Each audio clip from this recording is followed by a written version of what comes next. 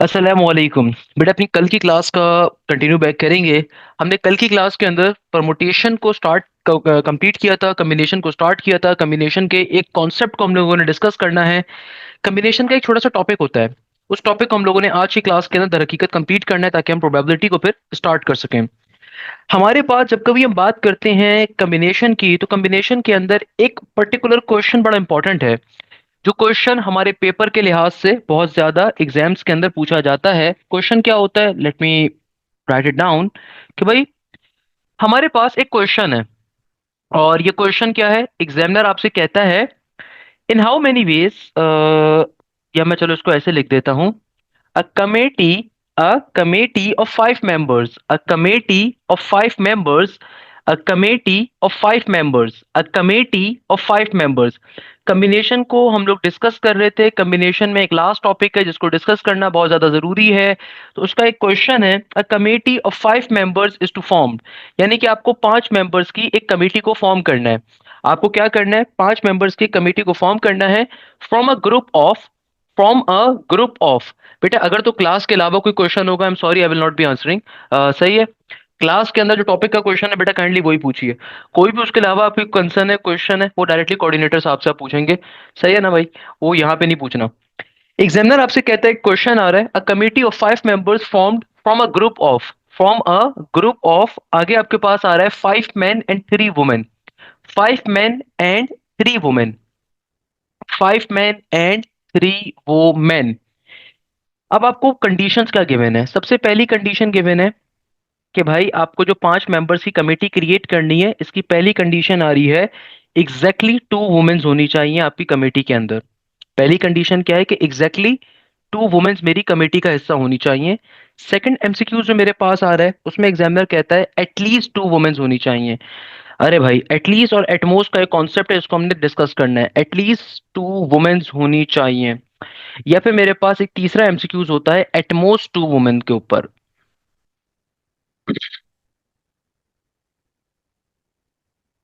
अच्छा भाई, आज की क्लास के पहले क्वेश्चन के ऊपर हमारे पास सिंपल तरीके से क्वेश्चन क्या कह रहा है। एग्जामिनर हमसे कहता है committee of five members is to form from a group of five man and three women.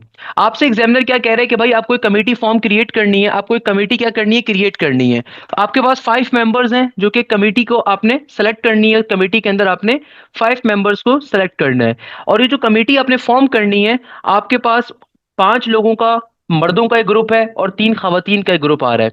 सही है ना भाई। एग्जामिनर देखो आपसे यहाँ पे क्या कह रहा है। एग्जामिनर आपसे बड़ी सिंपल सी एक बात करता है कि भाई a committee of five members is to be formed from a group of five man and three women. आपको यहाँ पे दर हकीकत तीन एमसीक्यूज गिवन है। एक एमसीक्यूज गिवन है कि भाई एग्जैक्टली टू वुमेन्स के ऊपर क्वेश्चन सॉल्व करके बताओ, या फिर अगर आपसे कहा जाए एटलीस्ट टू वुमेन पे क्वेश्चन सॉल्व करके बताओ, या फिर आपसे कहा जाता है एटमोस्ट टू वुमेन पे क्वेश्चन सॉल्व करके बताओ। सबसे पहले आप क्वेश्चन की बुनियादी बात को समझ लो। क्वेश्चन की बुनियादी तरीन बात क्या है कि मुझे फाइव मेंबर्स की कमेटी क्रिएट करनी है। मुझे फाइव मेंबर्स की कमेटी क्रिएट करनी है। सही है ना। मुझे कितने लोगों की कमेटी क्रिएट करनी है, पांच लोगों को मुझे सेलेक्ट करना है। पांच लोगों को सेलेक्ट करना है। भाई सिलेक्शन जो होती है, कमेटी जो फॉर्म करनी होती है, ये सब कॉम्बिनेशन में आता है। तो पांच लोग मुझे सेलेक्ट करने हैं, और मुझे लोग कितने गिवन है, मुझे मर्द गिवन है पांच और खवातीन कितनी गिवन है, तीन। यानी कि इन टोटल आठ लोग मुझे गिवन है। उन आठ में से मुझे पांच लोगों को सेलेक्ट करना है। अब सबसे पहली कंडीशन देखो यहाँ पे क्या गिवन है कि भाई पहली कंडीशन में एग्जामिनर क्या कह रहा है कि तुम जो पांच लोगों की कमेटी क्रिएट कर रहे हो, उसमें एग्जैक्टली दो औरतें आनी चाहिए। उसमें क्या होनी चाहिए, एग्जैक्टली दो औरतें। यानी कि भाई औरतों की तादाद को फिक्स कर दिया। एग्जामिनर ने क्या कहा कि भाई तुम्हें जो पांच लोग सेलेक्ट करने हैं ना, उसमें से औरतें कितनी होनी चाहिए, दो। जाहिर सी बात है, अगर पांच लोगों को सेलेक्ट करना है, कमेटी पांच लोगों की सेलेक्ट करनी है, और दो औरतें फिक्स कर दी गई हैं, तो इसका मतलब क्या है, मर्द हजरात कितने होंगे। जाहिर सी बात है बाकी की तादाद मर्द हजरात पूरी करेंगे। बाकी की तादाद मर्द हजरात पूरी करेंगे। सही है ना भाई। तो इसका फॉर्मूला क्या बन जाएगा मेरे पास देखो टोटल मर्द कितने हैं, टोटल मर्द पांच हैं, तो फाइव कॉम्बिनेशन थ्री, मल्टीप्लाई का साइन, टोटल खवातीन कितनी है, तीन। उनमें से दो को हमने उठा रहे हैं, क्योंकि एग्जामिनर ने कंडीशन क्या दी है, exactly two women. Exactly two women का मतलब क्या है कि भाई आपने लाजमी तौर के ऊपर दो औरतों को उस कमेटी में डालना ही डालना है। तो दो औरतें अगर मैं ले रहा हूं, तो बाकी की तादाद तीन कौन पूरी करेगा, मर्द पूरी करेंगे। टोटल पांच लोग सेलेक्ट करने, तो अगर दो औरतें उठा रहे हैं हम लोग, तो बाकी की तीन कौन होंगे, तीन मर्द होंगे। तो मैंने दो औरतों और तीन मर्दों पे कंडीशन बना ली, तो इन टोटल पांच लोगों लोगों को हमने सेलेक्ट कर लिया। इसको सिंप्लीफाई करना चाहो तो आप सिंप्लीफाई जल्दी से कर सकते हो कि 5 कॉम्बिनेशन 3 किसके बराबर होगा, अगर इसको एक्सपेंड करवाना हो तो बराबर होगा 5 फैक्टोरियल के, 5 में से 3 गया 2 फैक्टोरियल इंटू 3 फैक्टोरियल का 3 फैक्टोरियल, 5 फैक्टोरियल को फर्दर अगर आप एक्सपेंड करवा दो बन जाएगा 5 इंटू 4 इंटू 3 फैक्टोरियल। 2 फैक्टोरियल 2 के बराबर होता है, 3 फैक्टोरियल से 3 फैक्टोरियल कट जाएगा, 2 टू जार 4 हो जाएगा, तो मेरे पास सिंपल तरीके से 5 टू जार 10 बचेगा यहाँ पे। और 3 कॉम्बिनेशन 2 का आंसर क्या होगा, मैंने कॉम्बिनेशन की एक ट्रिक आपको कल सिखाई थी कि कॉम्बिनेशन के अंदर हमेशा याद रखिएगा कभी भी अगर आपके पास, चलो मैं दोबारा बता देता हूँ, बल्कि ये वाली ट्रिक मैंने नहीं बताई थी। Always remember this thing, combination में अगर आपके पास ऊपर वाला नंबर और नीचे वाला नंबर जस्ट एक कम आ जाए, यानी कि ऊपर हो n कॉम्बिनेशन और नीचे हो n माइनस का 1, यानी कि जो भी नंबर ऊपर आ रहा है उससे जस्ट एक नंबर नीचे मौजूद हो, तो इसका आंसर हमेशा n के बराबर होता है। यानी कि अगर कभी भी दुनिया के अंदर, अगर कभी भी दुनिया के अंदर हमारे पास कॉम्बिनेशन के अंदर जो ऊपर वैल्यू आ रही है नीचे वाली वैल्यू जस्ट एक कम आ रही है, तो हमेशा ऊपर वाली वैल्यू हमारा आंसर होती है। तो 3 कॉम्बिनेशन 2 किसके बराबर होगा, ये बराबर होगा सिंपल 3 के। 3 कॉम्बिनेशन 2 किसके बराबर होगा, सिंपल 3 के बराबर होगा। कहीं पे लिखा हुआ आ जाए 4 कॉम्बिनेशन 3 तो ये 4 के बराबर होता है, कहीं पे लिखा आ जाए 5 कॉम्बिनेशन 4 ये 5 के बराबर होता है। अगर कॉम्बिनेशन में ऊपर वाली चीज और नीचे वाली वैल्यू में जस्ट एक नंबर का डिफरेंस आ रहा हो, तो आपका आंसर क्या आ जाएगा, 10 3 जार 30 के बराबर। सिंपल तरीके से ये पहला एमसीक्यू सॉल्व हो गया, सिंपल तरीके से पहला एमसीक्यू सॉल्व हो गया। बेटा I will not repeat, if you have joined the class late तो ये आपका कसूर है बेटा, अगर मैं बार बार एक ही चीज रिपीट करता रहूंगा तो बाकी बच्चों का नुकसान है, आई एम सॉरी। सो माजरत है बेटी उस चीज के ऊपर, ऑलरेडी हम क्रैश के ऊपर बैठे हुए हैं, तो इट्स समथिंग जो कि मैं आपसे अपोलोजाइज कर सकता हूँ सिर्फ। खैर, तो भाई इस क्वेश्चन के अंदर एग्जामिनर ने आपसे क्या पूछा था, एग्जैक्टली टू वुमेन्स के ऊपर बात करने को। यानी कि देखो टोटल आपको कितने लोग सेलेक्ट करने थे, टोटल आपको 5 लोग सेलेक्ट करने थे, टोटल कितने लोग सेलेक्ट करने थे, 5 लोग। अब एग्जामिनर ने इस कंडीशन में आपसे क्या कहा कि एग्जैक्टली 2 खवातीन होनी चाहिए। एग्जैक्टली 2 खवातीन का मतलब क्या है कि भाई लाजिम तौर के ऊपर जो आपको 5 मर्द गिवन थे और 3 औरतें गिवन है उसमें से 2 क्या होने चाहिए, 2 हमेशा मेरे पास 2 क्या होनी चाहिए, 2 खवातीन को सेलेक्ट करना ही करना है। तो इसीलिए हम लोगों ने जो कंडीशन अपनी ली उसमें हमने 2 औरतों को लिया और बाकी की तादाद मर्दों ने पूरी करी, तो हमारा सिंपल तरीके से क्वेश्चन सिंप्लीफाई हो गया। ये तो बच्चों वाला कॉन्सेप्ट था। असल कॉन्सेप्ट आता है एटलीस्ट और एटमोस्ट का, दैट्स इंपॉर्टेंट थिंग। असल चीज होती है एटलीस्ट की एटमोस्ट की। देखो एक चीज ध्यान में रखिएगा, कभी भी ये लफ्ज आ जाए एटलीस्ट, तो एटलीस्ट का मतलब क्या होता है, नीचे से ऊपर की जानिब जाना।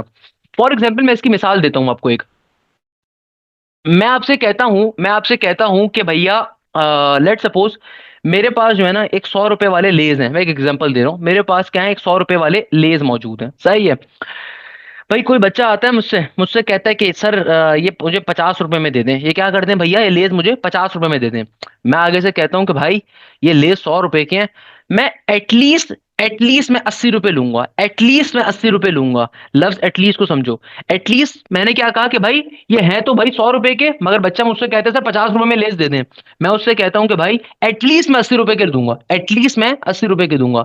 इसका मतलब क्या है कि या तो अब वो बच्चा मुझे 80 रुपए दे, मुझे काबिल कबूल है, या वो बच्चा मुझे 90 रुपए दे, मुझे तब भी काबिल कबूल है, या वो बच्चा मुझे 100 रुपए दे, मुझे तब भी कबूल है। एटलीस्ट का मतलब होता है कम से कम, कम से कम मैं 80 रुपए लूंगा बेटा आपसे। इसका मतलब क्या है, कम से कम 80 रुपए जब मैंने कह दिया ना, अब या तो वो 80 देगा मुझे तब भी मसला नहीं है, वो 90 देगा तब भी मसला नहीं है, 100 देगा मुझे तब भी मसला नहीं है, वो 1000 रुपए देगा मुझे तब भी मसला नहीं है, वो 1.5 लाख रुपए मुझे देगा मुझे तब भी मसला नहीं है, वो 1 करोड़ रुपए मुझे देगा मुझे तब भी मसला नहीं है, वो पूरी जायदाद मुझे दे देगा वो मसला नहीं है। तो एटलीस्ट के अंदर हमेशा हम उस पर्टिकुलर बाउंड्री से ऊपर की जानिब जाते हैं। बताने का मकसद क्या, मजाक मस्ती में, एटलीस्ट के केस में हमेशा हम नीचे से ऊपर जाते हैं। आपकी वालदा आपसे अक्सर कहती होंगे ना, कहीं बाहर घूमने जा रहे होगे या जा रही होंगी, तो आप कहीं फ्रेंड के साथ जा रहे हो, आपकी वालदा ने क्या कहा कि भाई कम से कम, या आपके दोस्तों के साथ प्लान बनता है, तो भाई आपकी वालदा आपसे कहती है कि भाई कम से कम जो है ना आपने क्या करना है, कम से कम आपने लेट सपोज, मैं इसको कैसे समझाऊं, चलो मैंने लेज वाली एग्जांपल दे दी है, काफी रेलिवेंट एग्जांपल है, कि भाई लेज वाली एग्जांपल ज्यादा रेलिवेंट है कि आप हमेशा लेट सपोज अगर 100 रुपए का लेज है तो मैंने कहा कि भाई 80 रुपए कम से कम मैं लूंगा। 80 रुपए का मतलब क्या है कि भाई मैं 80 से ऊपर जितने भी होंगे मैं ले सकता हूँ, या उस बाउंड्री को भी मैं ले सकता हूँ। यानी कि एटलीस्ट का मतलब क्या होता है, कम से कम। एटलीस्ट के केस में हमेशा हम नीचे से ऊपर जाते हैं, यानी कि एटलीस्ट के केस में हम क्या करते हैं, हमेशा नीचे से ऊपर जाते हैं। इसका मतलब क्या है, अपने वापस से क्वेश्चन के अंदाज में समझते हैं कि क्वेश्चन में इसके मायने क्या होंगे कि भाई देखो, अगर कोई बंदा मुझसे कहता है कि यार एटलीस्ट दो औरतें आपके ग्रुप का हिस्सा होनी चाहिए, यानी कि मुझे एक कमेटी क्रिएट करनी है और उस कमेटी के अंदर टोटल 5 लोग होने चाहिए, मगर एग्जामिनर ने कंडीशन क्या दी है? एग्जामिनर की कंडीशन ये है कि भाई कम से कम दो औरतें होनी चाहिए। तो हमारे केस में देखो एटलीस्ट कैसे इंपैक्ट करेगा? एटलीस्ट इंपैक्ट ऐसे करेगा कि अब मुझे लाजिम बात है कि दो औरतें भी होनी चाहिए, दो से ज्यादा औरतें, तीन भी हो सकती हैं, चार भी हो सकती हैं, पांच भी हो सकती हैं, 10 भी हो सकती हैं। तो भाई याद रखिएगा, कभी भी अगर एटलीस्ट या एटमोस्ट, कभी भी एटलीस्ट या एटमोस्ट अगर आपके क्वेश्चन में आ जाए तो वहां पे फिर मल्टीपल कंडीशंस फॉर्म होंगी, वहां पे हमेशा क्या होंगी? मल्टीपल कंडीशंस फॉर्म होंगी। तो भाई पहली कंडीशन तो जो क्वेश्चन गिवन है वहीं से निकाल लेंगे कि पहली कंडीशन क्या है? एटलीस्ट दो औरतों की है। तो सबसे पहली कंडीशन में मैं सिर्फ दो औरतें कंसीडर कर रहा हूं, तो जाहिर सी बात है अगर मैं औरतें दो ले रहा हूं तो बाकी तादाद कौन पूरी करेगा? बाकी तादाद मर्द हजरात पूरी करेंगे, क्योंकि टोटल 5 लोग सेलेक्ट करने हैं। तो अगर मैं दो औरतें ले रहा हूं तो बाकी तादाद कौन पूरी करेगा? तीन मर्द पूरी करेंगे। तो पहली कंडीशन क्या बन जाएगी? ये हो जाएगी सिंपल, औरतें कितनी है मेरे पास? औरतें मेरे पास तीन है, तो ये बन जाएगा थ्री कॉम्बिनेशन टू, तीन में से दो औरतें सेलेक्ट कर रहे हैं। टोटल मर्द कितने हैं? पांच, पांच में से तीन सेलेक्ट कर रहे हैं। यहां से कोई ना कोई आपका आंसर आ जाएगा, मुझे दिख रहा है 30 के बराबर आएगा जो भी आंसर है। तो ये मेरी पहली कंडीशन है। अब मैं इसके बाद आगे बढ़ूंगा क्योंकि लफ्ज एटलीस्ट आया हुआ है। याद रखिएगा, कभी भी एटलीस्ट या एटमोस्ट का क्वेश्चन होगा तो मल्टीपल कंडीशंस होंगी, क्योंकि एटलीस्ट का मतलब क्या होता है? कम से कम। तो हमने पहली कंडीशन तो जो क्वेश्चन गिवन होगा वहीं से ड्राइव कर ली, क्योंकि एग्जामिनर ने कहा था कि कम से कम दो औरतें होनी चाहिए। तो हमने पहली कंडीशन बनाई कि भाई अगर दो औरतें मेरी कमेटी का हिस्सा बन रही हैं तो अब मेरी कंडीशन क्या बनेगी? अब मेरी दूसरी कंडीशन क्या होगी कि भाई अगर मैं तीन औरतों को लेके जाता हूं, यानी कि औरतों की तादाद में इजाफा कर दिया, तीन कर दी, क्योंकि देखो एटलीस्ट का मतलब क्या है? एग्जांपल सोचो, जो मैंने एग्जांपल दिया लेज वाली, कि 100 रुपए के लेज है, मैंने बच्चे को बोला कि भाई 80 रुपए लूंगा कम से कम। अब बच्चा 80 रुपए भी दे दे चलेगा, 90 दे तब भी चलेगा, 100 दे तब भी चलेगा, 110 दे तब भी चलेगा, यानी कि कम से कम के केस में हमेशा ऊपर जाते हैं। तो भाई मैंने औरतें क्या कर दी? मैंने औरतें अपनी तीन कर दी, तो जाहिर सी बात है मर्दों की तादाद में कमी आ जाएगी, क्योंकि टोटल आपको 5 लोग सेलेक्ट करने हैं। अगर मैं औरतें तीन सेलेक्ट करके जा रहा हूं तो मर्द कितने हो जाएंगे? मर्द बेचारे मासूम से दो हो जाएंगे, हैं भाई कमेटी का हिस्सा। तो अब की बारी में कंडीशन क्या बन जाएगी? ये हो जाएगी थ्री कॉम्बिनेशन थ्री, क्योंकि औरतें तीन के मैंने टोटल तीन में से तीन सेलेक्ट कर रहा हूं और मर्द पांच हैं, पांच में से दो सेलेक्ट हो रहे हैं। सिंप्लीफाई कर दीजिए तो थ्री कॉम्बिनेशन थ्री क्या हो जाएगा? कॉम्बिनेशन में कभी भी ऊपर और नीचे की वैल्यू सिमिलर हो तो वन आता है, और फाइव कॉम्बिनेशन टू को सॉल्व करना पड़ जाएगा। तो ये बन जाएगा फाइव फैक्टोरियल, पांच में से दो गया, three factorial into two factorial, तो 10 ही आ रहा होगा इसका भी। तो ये बन जाएगा सिंपल 10 के बराबर। तो ये क्या हो गया मेरे पास? 10 के बराबर हो गया। अब याद रखिएगा, अब इसके आगे क्या मैं जा सकता हूं? खुद सोचो। अब क्या मैं तीसरी कंडीशन को यहां पे बना सकता हूं? क्या मैं औरतें अब चार ले सकता हूं? आप कहां तक निकालोगे कंडीशंस को? असल क्वेश्चन तो यहां पर ये आता है ना सर, ये औरतों की कंडीशन में कहां तक लेता रहूंगा? हमने पहले दो औरतों ली थी, फिर तीन ले ली, क्या अब चार औरतें मैं ले सकता हूं? खुद सोचो। नहीं ले सकते, क्योंकि टोटल औरतें इस क्वेश्चन में कितनी गिवन है? तीन गिवन है, तो मैक्सिमम आप तीन औरतों तक ही जा सकते थे। तो आप लास्ट में क्या कर लोगे? टोटल नंबर ऑफ वेज निकाल लोगे। तो टोटल वेज इन सवालों में निकालने का तरीकेकार क्या होता है कि आप इंडिविजुअल वेज को ऐड करवाओगे, क्योंकि ये आपके इंडिविजुअल आंसर्स आ रहे हैं। तो टोटल वेज क्या आ जाएंगे? 30 प्लस का 10, तो ये आ जाएगा 40 के बराबर। सिंपल तरीके से, यानी कि एटलीस्ट टू वुमेन के ऊपर तमाम कंडीशन का सम क्या होगा? 40 के बराबर। अगर किसी को प्रॉब्लम होती है, मैं एक और क्वेश्चन इसमें सिखा सकता हूँ, एटमोस्ट को डालो भाड़ में। मैं एक और क्वेश्चन दिखा देता हूँ। मैं कहता हूं कि भाई मेरे पास बॉयज आ रहे हैं चार फॉर एग्जाम्पल, सही है, और मेरे पास गर्ल्स आ रही हैं दो। मुझे लेट सपोज तीन लोगों का ग्रुप सेलेक्ट करना है। मुझे तीन लोगों का ग्रुप एक सेलेक्ट करना है, मुझे तीन लोगों का ग्रुप सेलेक्ट करना है जो लेट सपोज यूएस के ट्रिप पे जा रहा है। ये क्वेश्चन बहुत पेपर में आया हुआ है कि यूएस के ट्रिप के लिए मुझे तीन लोगों का ग्रुप सेलेक्ट करना है, सही है ना? मेरे पास बॉयज आ रहे हैं चार, गर्ल्स आ रही हैं दो। मैं आपको कंडीशन देता हूं, मैं आपको कंडीशन देता हूं कि भैया एटलीस्ट एटलीस्ट एटलीस्ट एटलीस्ट दो बॉयज ट्रिप का हिस्सा लाजमी होने चाहिए। एटलीस्ट दो बॉयज ट्रिप का हिस्सा लाजमी तौर पे होने चाहिए। अब देखो, यानी कि मैंने क्या कहा? एटलीस्ट दो बॉयज की केस दे रहा हूं। देखो क्वेश्चन में गिवन होगा ना, क्वेश्चन में जो कंडीशन गिवन है पहली चीज वहीं से आप ड्राइव करोगे। अगर आपको लग रहा है सर ऊपर भी दो आ रहा था यहाँ पे भी दो आ रहा है, मैं इसको और चेंज कर देता हूँ, मैं कहता हूँ चलो एटलीस्ट एक बॉय ट्रिप का हिस्सा होना चाहिए। अब की बारी में देखो, चलो मैंने क्वेश्चन दे दिया एटलीस्ट वन बॉय आपकी ट्रिप में लाजमी होना चाहिए, यानी कि तीन लोगों का ट्रिप जा रहा है यूएस की ट्रिप के ऊपर, साइंटिफिक ट्रिप के ऊपर। तो भैया हमारी कंडीशन क्या है? कम से कम एक लड़का ट्रिप का हिस्सा बनना चाहिए। अब कंडीशन क्या होगी? देखो, आपने अपनी कंडीशंस, आसमान नहीं आपको बताएगा, आपको क्वेश्चन बताएगा कौन सी कंडीशन है। तो जो क्वेश्चन की वर्डिंग है ना, पहली कंडीशन मैंने यहीं से बना ली।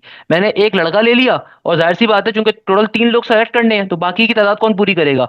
बाकी की तादाद बेचारी गर्ल्स पूरी करेंगी भैया। तो टोटल क्या बन गया? तीन बन जाएगा। तो भैया ये मेरे पास क्या बन जाएगा? बॉयज चार गिवन है तो फोर कॉम्बिनेशन वन हो गया, मल्टीप्लाई गर्ल्स कितने गिवन है, 2, तो 2 कॉम्बिनेशन 2 हो गया। यहां से कोई ना कोई आंसर आ जाएगा, आंसर को भी डालो भाड़ में, आगे समझते हैं।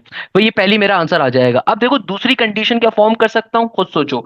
एटलीस्ट के केस में हमेशा नीचे से ऊपर जाते हैं, तो सबसे पहले आपने एक लड़का लिया था, अब मैं 2 लड़के कंसीडर करूंगा। अब मैं कहता हूं बॉयज मेरे पास 2 आ रहे हैं, तो अगर बॉयज 2 आ रहे हैं तो गर्ल्स कितनी होंगी, गर्ल बेचारी फिर 1 होगी, क्योंकि टोटल 3 लोग आपको सेलेक्ट करने हैं, आपकी कंडीशन सेटिस्फाई होनी चाहिए हमेशा।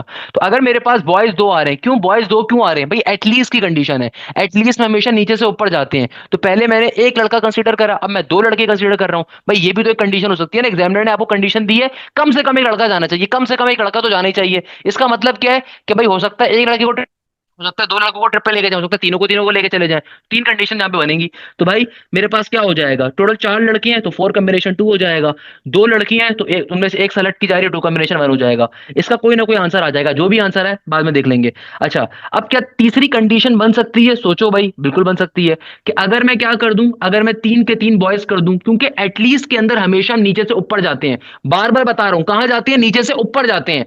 तो भाई बॉयज 3 हो गए, अब की बारी में गर्ल्स क्या हो जाएंगी, गर्ल्स 0 हो जाएंगी, कोई मसला नहीं है। गर्ल्स की कंडीशन थोड़ी गिवन है, बॉयज की कंडीशन गिवन है, कम से कम एक लड़का जाना चाहिए। तो भैया इसका मतलब क्या, एक बॉय भी आ सकता है, 2 भी आ सकते हैं, 3 के 3 भी आ सकते हैं। तो भाई क्या बन जाएगा, 4 कॉम्बिनेशन 3, और गर्ल्स कितनी है, 2, तो 2 कॉम्बिनेशन 0 हो जाएगा। इसका यहां से कहने का एक आंसर आ जाएगा।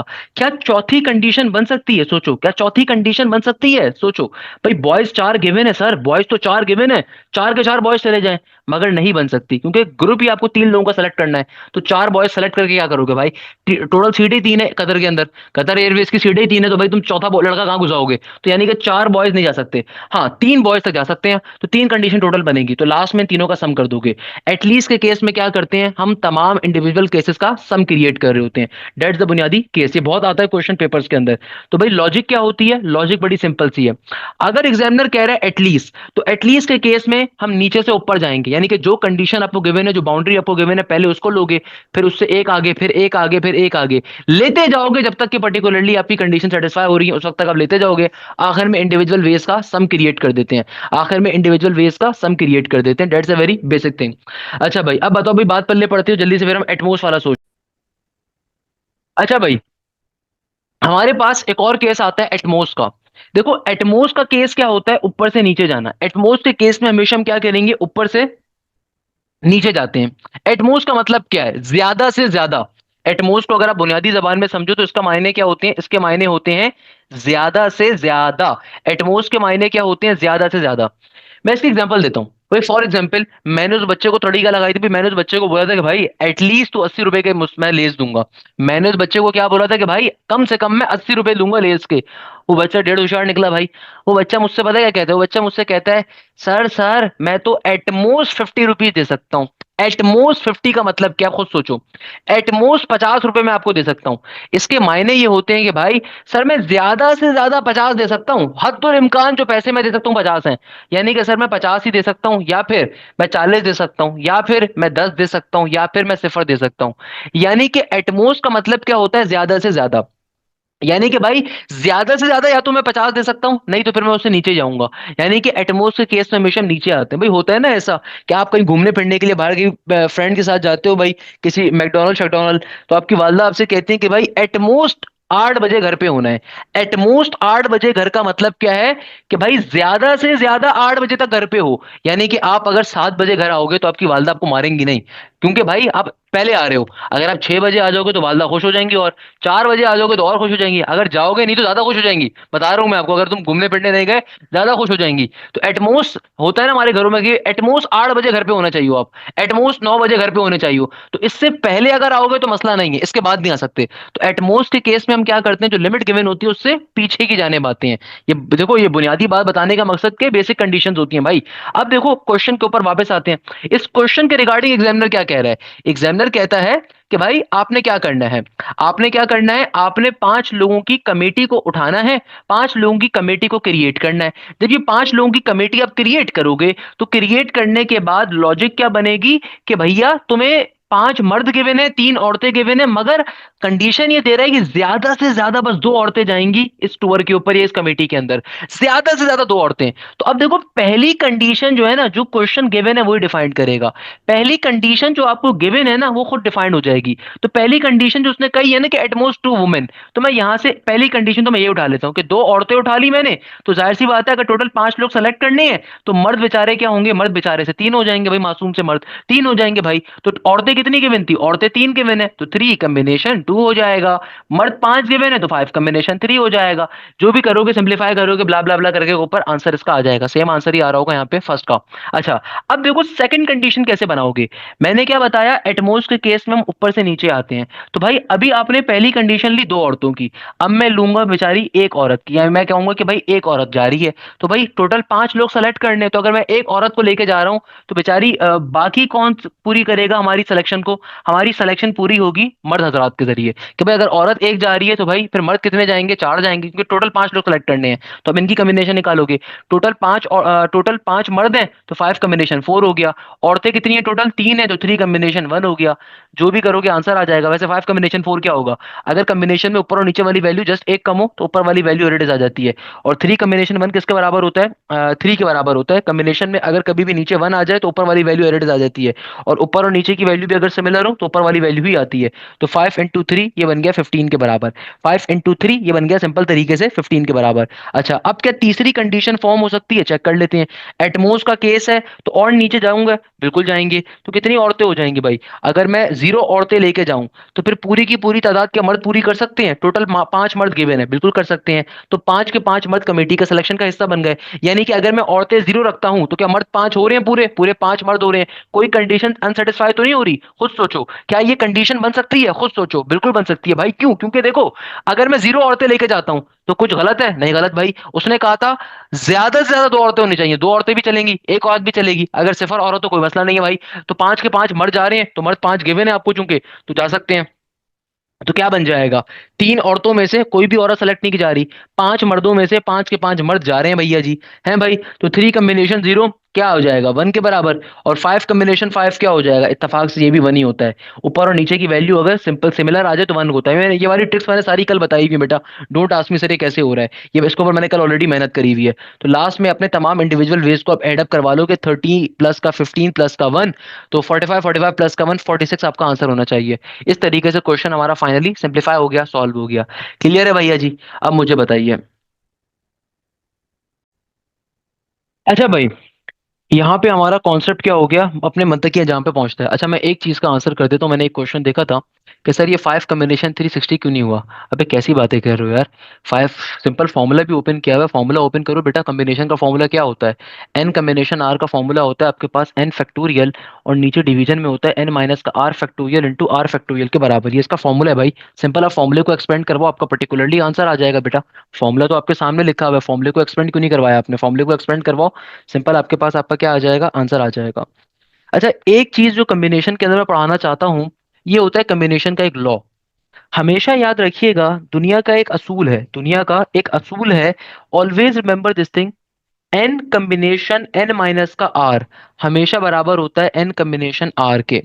इसका मतलब क्या है, इसका मतलब यह है कि भाई अगर मैं कहता हूं कहीं पे लिखा हुआ है अल्लाह भला करे, अल्लाह भला करे, मैं इस चीज को एक और तरीके से भी वैसे आपको बता सकता हूं कि मैं कहता हूं कि कहीं पे आपके पास लिखा हुआ आ जाता है कि 7 कॉम्बिनेशन 4 किसके बराबर होगा, ये हमेशा बराबर होगा जस्ट एक कम के, 7 कॉम्बिनेशन 3 के। लेट सपोज कहीं पे लिखा हुआ है 5 कॉम्बिनेशन 3, तो अगर दोनों के एन सिमिलर है ना तो बराबर होगा 5 कॉम्बिनेशन 2 के। जो भी इनके आंसर्स आएंगे वो हमेशा आपस में बराबर होंगे, क्योंकि ये फॉलो करते हैं इस पैटर्न को, इस लॉ को। अगर आप चाहो तो n combination n minus r का फॉर्मूला ओपन करके चेक भी कर सकते हो।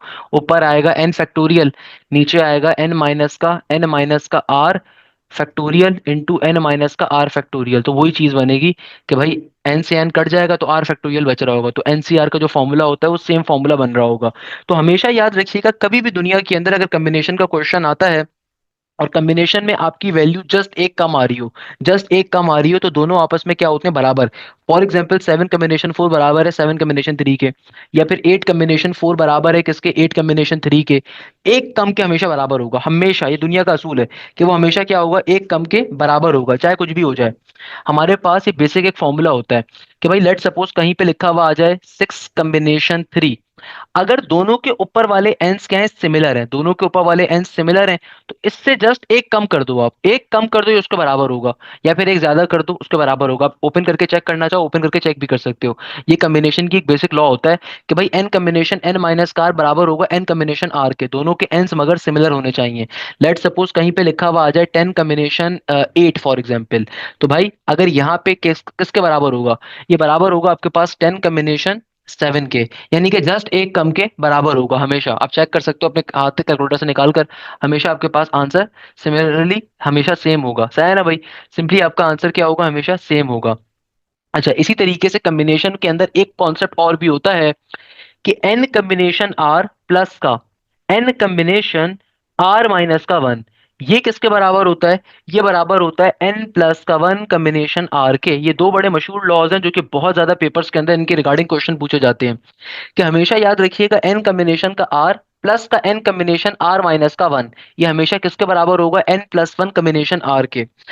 लेट सपोज मैं क्या कह सकता हूं, मैं क्या कह सकता हूं, मैं कहता हूं कि लेट सपोज एक तरफ लिखा हुआ आ जाए आपके पास 5 कॉम्बिनेशन 4, सही है, प्लस का साइन, और यहाँ पे लिखा हुआ है 5 कॉम्बिनेशन 3, तो ये किसके बराबर होगा, जब आप 5 कॉम्बिनेशन 4 का आंसर निकालोगे ना और 5 कॉम्बिनेशन 3 का आंसर निकालोगे, तो ये आंसर आपको पता है किसके बराबर होगा, ये आंसर मेरे पास आएगा सिंपल 5 + 1 6 के कॉम्बिनेशन का कॉम्बिनेशन, जो भी मेरी एक्चुअल आर था उसके। तो आप चेक कर सकते हो इसको, 6 कॉम्बिनेशन 4 के बराबर होगा, यानी कि ये हमेशा क्या होगा, आपस के अंदर बराबर होगा। किसके बराबर होगा, यानी कि भाई मेरे पास कंडीशन क्या बन गई, लेट सपोज मैं कहता हूं कि 6 कॉम्बिनेशन 4 है, तो 6 कॉम्बिनेशन 4 का जो भी आंसर आएगा, मैं इसकी एग्जांपल आपको दिखा भी देता हूं। लेट सपोज 6 कॉम्बिनेशन 4 मेरे पास आ रहा होगा, जो भी है 15 के बराबर आ रहा है। 5 कॉम्बिनेशन 4 अगर मैं कैलकुलेट करता हूँ तो 5 कॉम्बिनेशन 4 क्या आएगा, 5 कॉम्बिनेशन 4 पांच में से ऊपर नीचे जस्ट सिमिलर आ रहा है ना, 5 के बराबर होगा।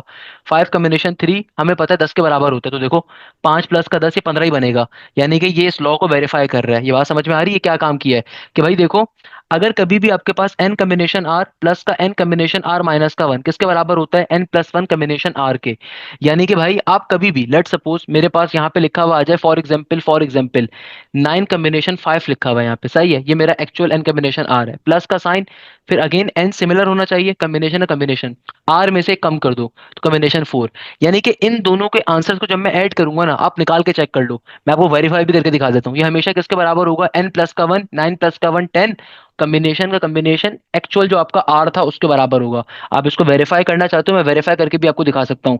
10 कॉम्बिनेशन 5 का आंसर क्या होगा, ये होगा 10 फैक्टोरियल, 10 में से 5 गया, 5 फैक्टोरियल इंटू 5 फैक्टोरियल। 10 फैक्टोरियल को अगर मैं एक्सपेंड करवाता हूँ तो बनेगा 10 × 9 × 8 × 7 × 6 × 5। कल की क्लास में खोलना सिखा दिया था मैंने। 5 फैक्टोरियल का 5 फैक्टोरियल, और एक 5 फैक्टोरियल की वैल्यू होती है 120 के बराबर, तो 5 फैक्टोरियल से 5 फैक्टोरियल कट गया, 10 से 0 कट गया, 6 1 6 6 2 12 2 1 2 2 4 8, तो क्या बन गया, ये बन गया 4 9 36, 36 को 7 से मल्टीप्लाई करूंगा तो क्या बनेगा, 7 6 42 का 2 और 4 कैरी, 7 × 3 = 21, 21 में 4 का इजाफा, तो ये बन जाएगा 252 के बराबर। तो यानी कि 10 कॉम्बिनेशन 5 क्या होता है, 252 के बराबर। भाई आपकी बेसिक मैथ इतनी स्ट्रांग होनी चाहिए if you wanna go to any good university. अच्छा, 9 कॉम्बिनेशन 5 क्या होगा, इसका फॉर्मूला ओपन करूंगा, 9 फैक्टोरियल, 9 में से 5 गया, 4 फैक्टोरियल इंटू 5 फैक्टोरियल, तो ये बन जाएगा, इसको एक्सपेंड करवाऊंगा, 9 × 8 × 7 × 6 × 5, पे ले जाके रोक दूंगा, 4 फैक्टोरियल 24 होता है, इस 5 फैक्टोरियल से 5 फैक्टोरियल कट गया। अच्छा भैया, तो 8 1 8 8 3 24, 3 1 3 2 6, तो ये बन गया 9 और 7 2 14, और हम सबको मालूम है कि 14 × 9 किसके बराबर होगा, 14 × 9, 14 10 140, तो 9 कम कम मार दो, नहीं, 14 10 इज 140 ना, तो 14 कम करोगे तो ये बन जाएगा 126, तो यानी कि ये तो आ गया 126 के बराबर। और 9 कॉम्बिनेशन 4 क्या होगा, इंटरेस्टिंग, 9 कॉम्बिनेशन 4। तो ये आ जाएगा 9 फैक्टोरियल, 9 में से 4 गया, 5 इंटू 4 फैक्टोरियल, सेम ही आएगा ना, एक दूसरे के आगे पीछे ही आ रहे हैं। तो 126 को 126 में अगर मैं ऐड करता हूँ तो क्या बनेगा, 6 और 6 12 का 2, एक कैरी, 2 और 2 4 और एक 5 और एक और एक 2, तो 252 ये आंसर आ रहा है। देखो यहाँ से भी आंसर 252 ही आ रहा था। भाई मैंने जो फनकारी करी है मैंने प्रूव करके भी दिखाई है आपको कि हमेशा आंसर्स क्या आएगा, सिमिलर आएगा। ये बड़ी इंपॉर्टेंट ट्रिक है भाई, ये आपको जो है ना बहुत ज्यादा पेपर के अंदर पूछी जाएगी। यानी कि भाई पेपर के अंदर बहुत ज्यादा इसके क्वेश्चंस पूछे जाते हैं। तो मैंने क्या कहा, मैं जल्दी से दो बातों को रिपीट कर देता हूँ। दो तरह के फॉर्मुलाज जहन में रखिएगा, दो तरह के फॉर्मुलाज आप अपने जहन में रखिएगा। सबसे पहले नंबर के ऊपर कि कभी भी अगर आपके पास एन कॉम्बिनेशन आर गिवन है, प्लस का sign, n combination r minus का वन, ये हमेशा किसके बराबर होता है, एन प्लस वन। का पास क्या चीज होती है, बेसिक चीज को समझो। आपके पास सिंपल कॉम्बिनेशन का फॉर्मूला क्या होता है, ऊपर आ जाएगा एन फैक्टोरियल, नीचे क्या आ जाएगा, सिंपल कॉम्बिनेशन का फॉर्मूला। कॉम्बिनेशन का फॉर्मूला क्या होता है कि भाई ऊपर वाली टर्म को लिखते हो, फिर ऊपर वाली में से नीचे वाली को माइनस करके लिखते हो, और फिर आर फैक्टोरियल का आर फैक्टोरियल, सेम फॉर्मूला आप यहाँ पे इस्तेमाल करो। ऊपर क्या आ जाएगा एन फैक्टोरियल, नीचे क्या हो जाएगा एन माइनस का आर इंटू फैक्टोरियल का फैक्टोरियल, और आगे क्या हो जाएगा एन माइनस का आर फैक्टोरियल। यानी कि आसान भाषा में ये आपका एन है, और ये कंप्लीट टर्म को अपना आर कंसीडर करो जरा। अगर मैं यहाँ पे फॉर्मूला मैं बताना चाह रहा हूँ कि भी प्रूफ कैसे हो रहा होता है, तो फॉर्मूला आपके पास बनता कैसे है, फॉर्मूला आपके पास आता कैसे है, मैं थोड़ा सा मैं रिपीट करके समझा रहा हूँ कि भाई ये फॉर्मूला बनता कैसे है, और से बात समझो। ऊपर वाली टर्म को आपने ऊपर एज इट इज लिखा, उसका फैक्टोरियल लिया, नीचे क्या हो जाएगा एन इंटू एन माइनस का आर फैक्टोरियल, है ना भाई, क्योंकि कॉम्बिनेशन का फॉर्मूला क्या होता है, अगर कहीं पे भी कॉम्बिनेशन आर गिवन होता है, इसका फॉर्मूला क्या होता है, इसका फॉर्मूला होता है एन फैक्टोरियल, फिर आप क्या करते हो, ऊपर वाली में से नीचे वाली टर्म को माइनस करते हो इंटू आर फैक्टोरियल के बराबर। ये सिंपल इसका फॉर्मूला है, नॉर्मल सी बात है।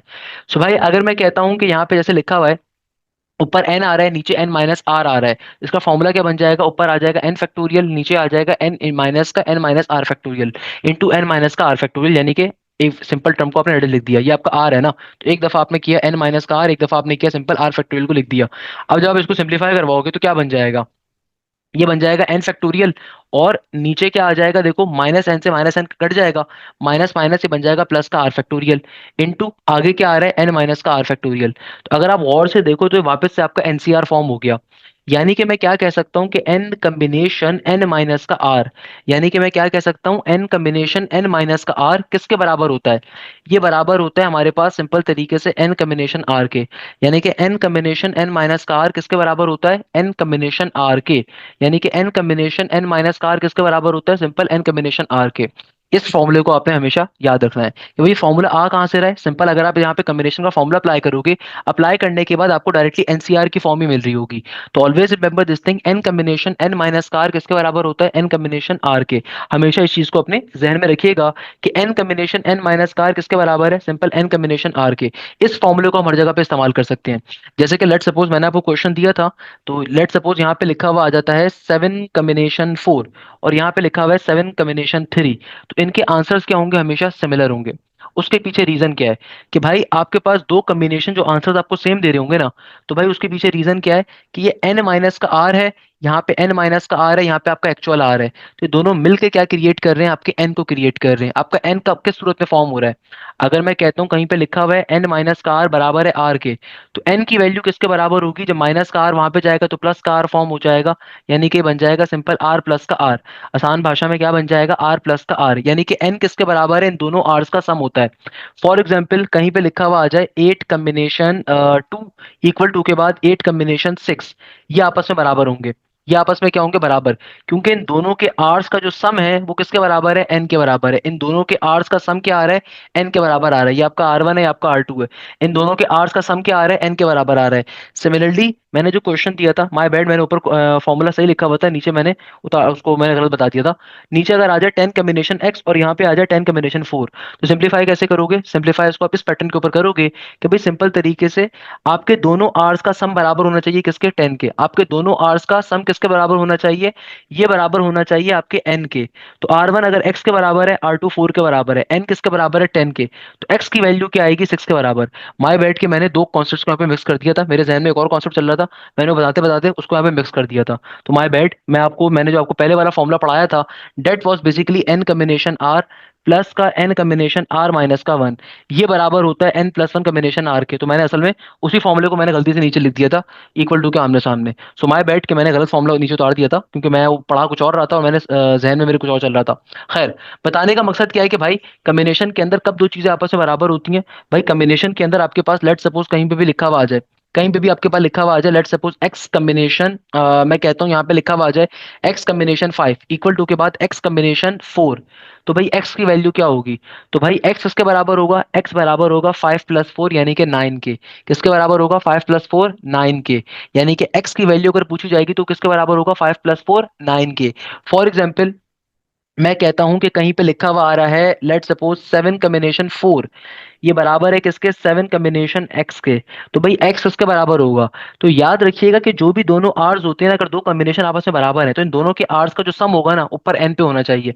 इन दोनों के आर्स का सम एन पे होना चाहिए, हमें बात मालूम है। तो यानी कि आर वन प्लस का आर टू बराबर होता है एन के। तो इसका मतलब क्या है? आर वन अगर फोर है तो आर टू मुझे निकालना है, एन बराबर है सेवन के। तो आर टू की वैल्यू क्या होगी? सात में से चार जाएगा तीन के बराबर होगी। कि सात में से चार जाएगा किसके बराबर होगी? तीन के बराबर होगी। ये इंपॉर्टेंट चीज है। मैंने जो ऊपर वाली फॉर्मूला बताया था वो फॉर्मूला बेसिकली ये था कि अगर n कम्बिनेशन r आ जाए फिर प्लस के साइन के बाद यहाँ पे आ जाए n कम्बिनेशन r माइनस का वन, तो ये बराबर होगा किसके? n plus one combination r के। ये टोटली अलग फॉर्मूला है भाई, मैंने इसको जो है ना बता रहा था मैं ऑलरेडी आप लोगों को ऊपर, कि फॉर्मूला एक्चुअल के अंदर क्या होता है। फॉर्मूला हमारा एक और फॉर्मूला होता है n कम्बिनेशन r प्लस का n कम्बिनेशन r माइनस का वन इक्वल टू के बाद n plus one combination r। ये फॉर्मूला आपकी कई जगहों पर इस्तेमाल हो रहा होगा, ये फॉर्मूला हमारे पास कई जगहों के ऊपर पेपर्स के अंदर इस्तेमाल हो रहा होगा। तो इस फॉर्मूले के क्वेश्चंस बहुत ज्यादा पेपर्स के अंदर पूछे जाते हैं। कि भाई लेट सपोज मैं कहता हूँ कहीं पे लिखा हुआ आ जाए फाइव कम्बिनेशन थ्री और आगे आ जाए फाइव कम्बिनेशन थ्री माइनस का वन, हमने इसको ऊपर भी वेरीफाई भी किया था। Five combination two equal to के बाद क्या होगा? इक्वल टू के बाद किसके बराबर होगा? देखो जो भी आपके पास एन है ना उस एन में एक इजाफा कर दो तो फाइव प्लस का वन सिक्स बन जाएगा। कम्बिनेशन का कम्बिनेशन जो भी एक्चुअल आपका आर था उसको यहाँ पे लिख दोगे, बराबर होगा सिक्स कम्बिनेशन थ्री के। मैंने ऊपर आपको बेसिकली ये वाला फॉर्मूला मैं आप लोगों को समझा रहा था, तो मैंने गलती से वो गलत फॉर्मूला यहाँ पे बता दिया था, आर माइनस वन वाली चीज। हालांकि मैं आपको ये वाला फॉर्मूला बेसिकली समझा रहा था, सही है ना भाई? तो ये वाला फॉर्मूला हम लोगों ने ऑलरेडी ऊपर डिस्कस कर लिया था, तो that was this particular formula. अब मुझे बताओ इसमें कोई मसले की बराबर नहीं आएंगे? इकरा कभी बराबर नहीं आएंगे, सही है? अच्छा भाई, मैंने आपको एक क्वेश्चन दिया, लेट सपोज क्वेश्चन लिखा हुआ है एन कम्बिनेशन फाइव बराबर है किसके? एन कम्बिनेशन सेवन के। तो एन की वैल्यू क्या होगी? तो भाई देखो, हम मैंने आपको फॉर्मूला क्या दिया? मैंने आपको कहा कि भाई सिंपल तरीके से एक फॉर्मूला ध्यान में रखिएगा कि एन कम्बिनेशन का एन माइनस का आर बराबर होता है एन कम्बिनेशन आर के। मैंने गलती से आर माइनस वन लिख दिया था, आर माइनस वन नहीं होता भाई, एन कम्बिनेशन एन माइनस का आर बराबर होता है एन कम्बिनेशन आर के। तो भाई लेट सपोज अगर यहाँ पे लिखा हुआ है और आर किसके बराबर होता है? R one plus r two, यानी कि दोनों कम्बिनेशन जो आपस में बराबर होते हैं ना उन दोनों के आर्स का सम होता है एन के बराबर। यानी कि दो कम्बिनेशन अगर कभी भी आपस में बराबर आ जाए तो उन दोनों के आर्स का जो सम होता है ना वो बेसिकली एन के बराबर होता है। तो भाई अगर मेरे पास n combination five equal to n combination seven है तो एन की वैल्यू क्या होगी? तो आप सिंपल तरीके से आर्स का सम कर दीजिए, तो फाइव प्लस का सेवन क्या हो जाएगा? पांच में सात का इजाफा करोगे बारह, तो यानी कि एन की वैल्यू क्या होगी? बारह के बराबर। तो एन किसके बराबर है? बारह के बराबर। ये दो आपस में बराबर होंगे, तो भाई ये वाला फॉर्मूला करेक्ट होता है। ये वाला फॉर्मूला क्या होता है हमारे पास? करेक्ट होता है। क्लियर है? इस तरीके से क्वेश्चन क्या हो जाएगा? सिंप्लीफाई हो जाएगा, सॉल्व हो जाएगा। अच्छा, नेक्स्ट चीज जो हमारे पास यहाँ पे इस टॉपिक के ऊपर डिपेंड करती है डेट इज बेसिकली प्रोबेबिलिटी। हमारे पास जो नेक्स्ट कॉन्सेप्ट इस टॉपिक से डिपेंड कर रहा होता है पेपर्स के लिए उसका नाम होता है प्रोबेबिलिटी का कॉन्सेप्ट और प्रोबेबिलिटी। प्रोबेबिलिटी अगेन हमारे पास एक ऐसा कॉन्सेप्ट है जो कि आपके पास हर यूनिवर्सिटी के अंदर बेतहाशा पूछा जाएगा in one of the most important topic. Probability क्या होती है, क्या नहीं होती, आइए जरा उसको भी डिस्कस कर लेते हैं कि भाई प्रोबेबिलिटी किसे कहते हैं। प्रोबेबिलिटी अगेन एक ऐसी चीज है जो अपनी जिंदगी के लम्हे में कर रहे हो। प्रोबेबिलिटी क्या है कि यार हम बैठ के कोई मूवी देखें, है भाई कोई अच्छा वाला सीजन देखें, या सर हाशिम की क्लास लें, ये जो चांस है ना, कितने परसेंट चांस है कि आप बैठ के मूवी देखोगे या फिर बैठ के कोई क्लास लोगे? कितने परसेंट चांस है कि रात में आप चाय के होटल पे जाके बैठोगे या बैठ के सो जाओगे? कितने परसेंट चांस है कि आप रात में बैठ के पढ़ोगे या फिर बैठ के टीवी देखोगे? कितने परसेंट चांस है कि आप अभी मोबाइल को बैठ के चेक करोगे या बैठ के पर्टिकुलरली खाना खाओगे? तो ये जो चांस होता है ना जिंदगी में, इसका नाम क्या होता है? इसका नाम दुनिया में प्रोबेबिलिटी होता है। प्रोबेबिलिटी हर इंसान जिंदगी के लम्हे में परफॉर्म कर रहा है। प्रोबेबिलिटी एक ऐसी चीज है जो हर इंसान जिंदगी के हर लम्हे में हर सांस के अंदर परफॉर्म कर रहा है। प्रोबेबिलिटी कहते ही किस चीज को है? प्रोबेबिलिटी कहते हैं चांस को। किस चीज का चांस, किसी भी चीज को परफॉर्म करने का चांस, किसी भी चीज को परफॉर्म करने का चांस। प्रोबेबिलिटी निकालने का फॉर्मूला क्या होता है कि जो भी आपके सेलेक्टेड इवेंट होते हैं उनको ऊपर रखते हो, नीचे डिवीजन में टोटल इवेंट्स को रखते हो। ये सिंपल सा प्रोबेबिलिटी का फॉर्मूला है। लेट सपोज मैं आपसे कहता हूं कि मेरे पास जो है ना एक से लेके मेरे पास 10 तक के नंबर्स आ रहे हैं। मुझे प्रोबेबिलिटी बताइए इवन नंबर्स के आने की। मैं आपसे कहता हूं मुझे प्रोबेबिलिटी निकालनी है किसकी, इवन नंबर्स की। यानी कि देखो मेरे पास 1 से लेके 10 के अगर नंबर्स आ रहे हैं तो टोटल मेरे इवेंट्स कितने हैं, टोटल इवेंट्स मेरे 10 आ रहे हैं। तो इसमें से इवन नंबर्स की प्रोबेबिलिटी चाहिए सिर्फ। तो इवन नंबर्स कितने होंगे भाई, 1 से लेके 10 के दरमियान इवन नंबर्स कितने होंगे, 5 होंगे। तो 5/10 यानी कि 1/2 की मेरी प्रोबेबिलिटी आ जाएगी। सिमिलरली अगर मैं आपसे कहता हूं कि लेट सपोज प्राइम नंबर के आने की प्रोबेबिलिटी क्या होगी, प्रोबेबिलिटी प्राइम नंबर के आने की, यानी कि 1 से लेके 10 तक के मेरे नंबर्स आ रहे हैं और मुझे प्राइम नंबर्स के आने की प्रोबेबिलिटी चाहिए। तो प्राइम नंबर्स के आने की प्रोबेबिलिटी किसके बराबर होगी, तो भाई प्राइम नंबर्स कौन से नंबर्स होते हैं, वो नंबर्स जो कि सिर्फ और सिर्फ वन के टेबल में आते हैं या फिर अपने टेबल के अंदर आते हैं। प्राइम नंबर्स किसे हम कहते हैं, देखो दुनिया में दो तरह के नंबर्स होते हैं, या तो प्राइम होते हैं या फिर कंपोजिट होते हैं। दुनिया में सिर्फ दो तरह के नंबर्स एग्जिस्ट करते हैं, या तो प्राइम होंगे या कंपोजिट होंगे। प्राइम नंबर्स का मतलब वो होता है कि ऐसे नंबर्स जो सिर्फ वन के टेबल में आए या फिर अपने टेबल में आए, यानी कि आसान भाषा में जिनके सिर्फ दो फैक्टर्स एग्जिस्ट करते हो, जिनके सिर्फ दो फैक्टर्स एग्जिस्ट करते हो। जैसे कि 2 है, 2 सिर्फ वन के टेबल में आता है और अपने टेबल में आता है।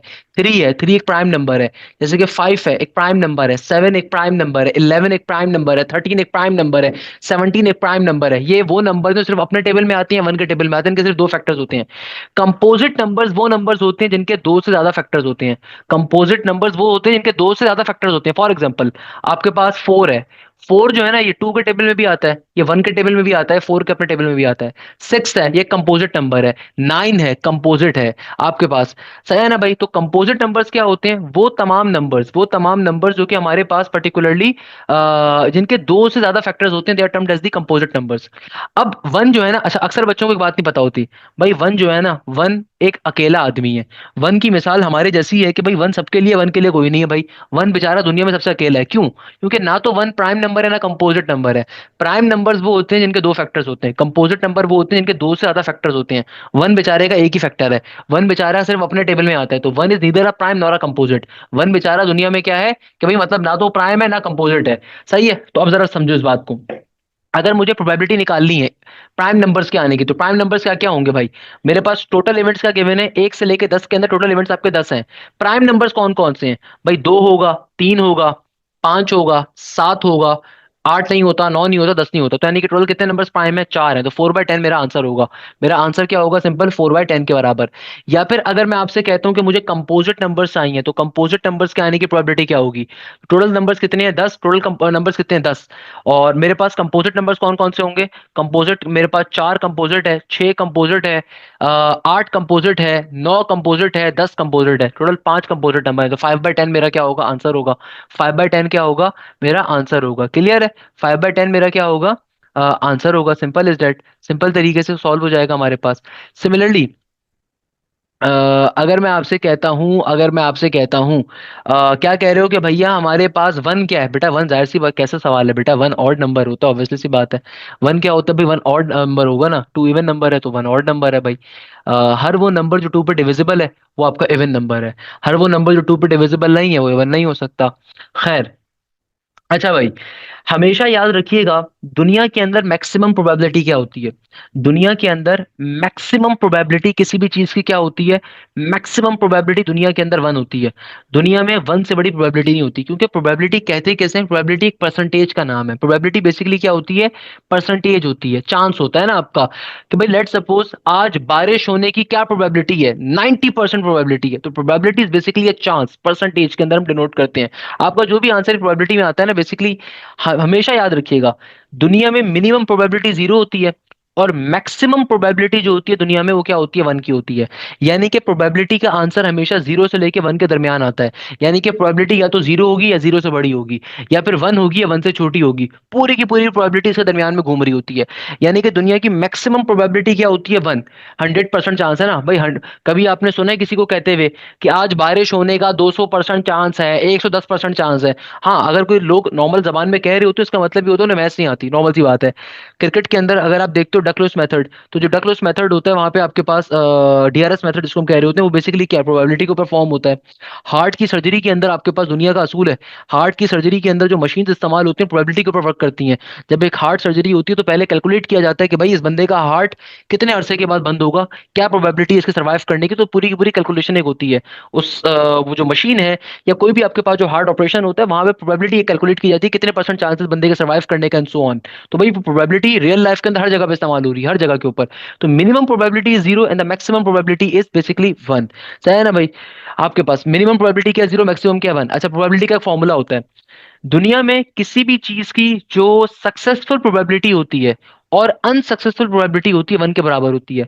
इस फॉर्मूले का मतलब क्या है कि भाई किसी भी काम के करने की प्रोबेबिलिटी और ना करने की प्रोबेबिलिटी, उन दोनों को कंबाइन करोगे तो आंसर वन के बराबर आएगा। ये बड़ी बेसिक लॉजिक है। कैसे? कि भाई देखो, दुनिया में किसी भी काम के होने का या ना होने की जो प्रोबेबिलिटी होगी वन के बराबर होगी। कभी कभार क्वेश्चंस इतने ट्रिकी आते हैं कि हम वहां पे क्या करते हैं, हम वहां पे पहले ना होने की प्रोबेबिलिटी कैलकुलेट कर लेते हैं, फिर उसको वन में से माइनस करके एक्चुअल प्रोबेबिलिटी कैलकुलेट कर सकते हैं। फॉर एग्जाम्पल मैं एग्जाम्पल देता हूं आपको।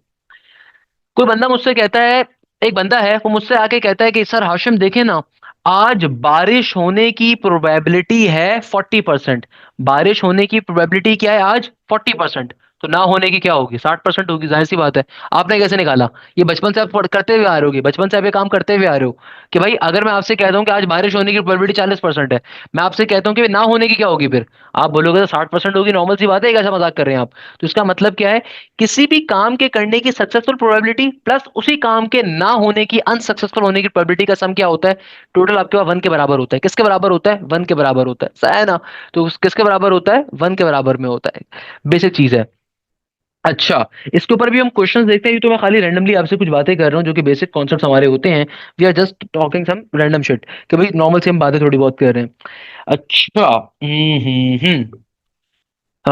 बोलो भाई, यहाँ तक की बात क्लियर होती है तो हम फिर आगे। अच्छा भाई, हमारे पास प्रोबेबिलिटी के अंदर बाजाब्ता तौर के ऊपर सबसे पहला कॉन्सेप्ट आता है ना, वो आता है कॉइन्स केस का।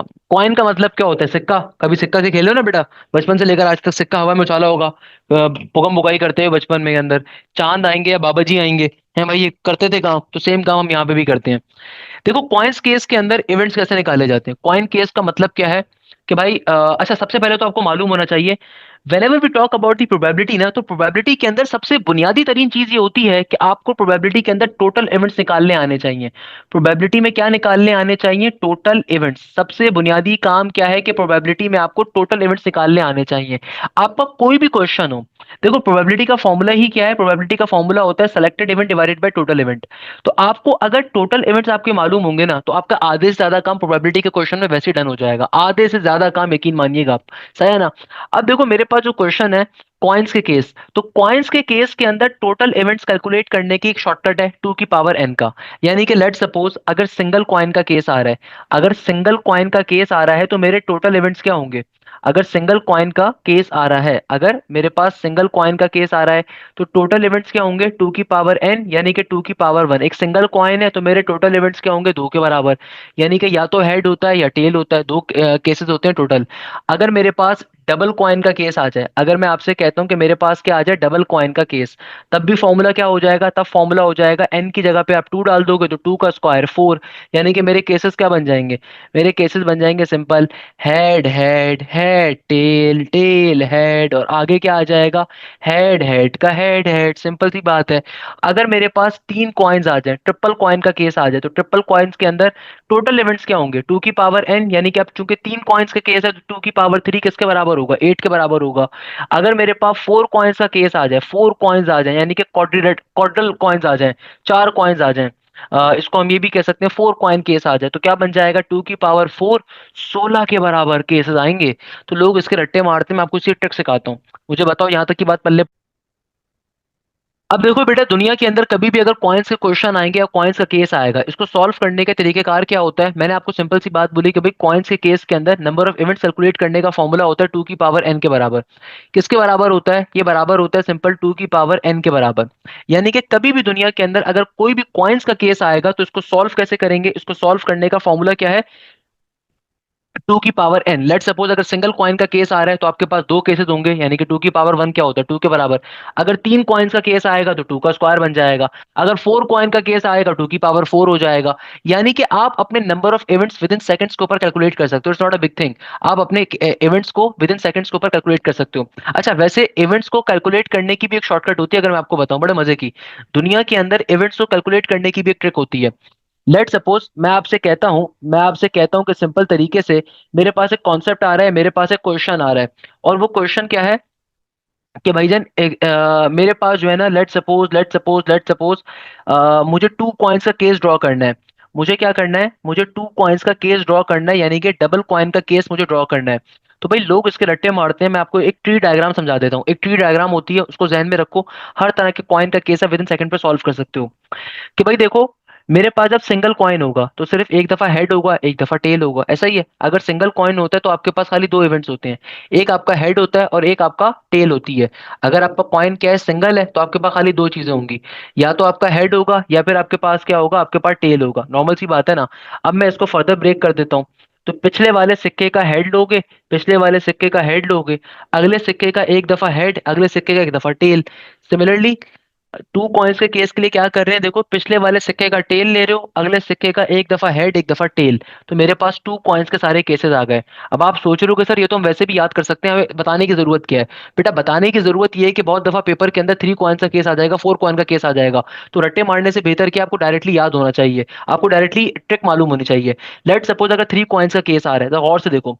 थ्री कॉइन्स के अंदर आपके तमाम नंबर ऑफ इवेंट्स क्या होते हैं, थ्री कॉइन्स के केस के अंदर आपके इवेंट्स कैसे फॉर्म होते हैं। ये ट्री डायग्राम देखो। ये मेरा एक सिंगल कॉइन है। मैंने इस सिंगल कॉइन को दो शाखों के अंदर ब्रेक कर दिया। हर इवेंट को मैंने दो शाखों में ब्रेक करना है। तो पिछले वाले सिक्के की जो वैल्यू है ना, पिछले वाली वैल्यू क्या आ रही है, हेड। तो दोनों शाखों के ऊपर हेड हेड लिखूंगा। अब अगले सिक्के का एक दफा हेड, एक दफा टेल। सिमिलरली देखो, इसको भी दो में ब्रेक करूंगा। तो पिछले वाले सिक्के का एक दफा टेल, एक दफा हेड। पिछले वाले का एक दफा टेल, अगले वाले का एक दफा टेल।